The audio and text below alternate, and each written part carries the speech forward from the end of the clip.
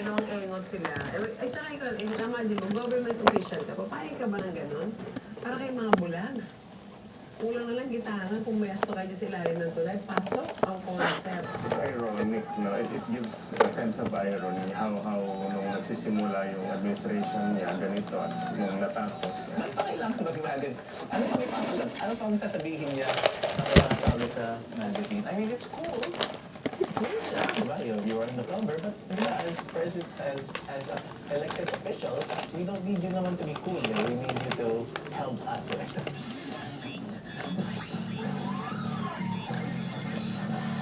Heart Evangelista on the Esquire cover at number 8 and PG May and Company on the cover of Philippine Tatler at number 7. Let's pause for another short break. Ang pinaka will be right back.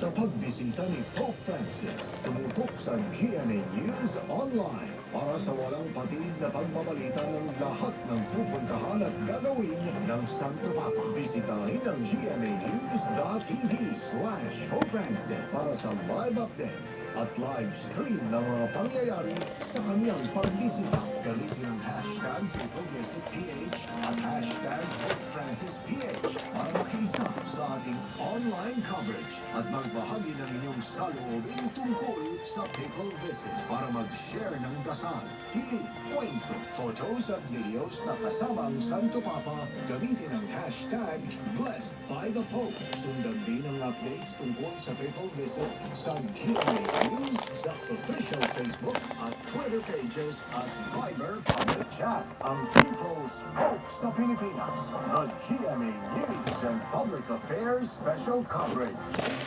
Yung linggo, It's Sausawan Night! Iba't ibang masasarap na sausawang lalong magbibigay buhay sa ordinaryong ulam ang iakanda namin. Makisawsaw din kaya si Luis.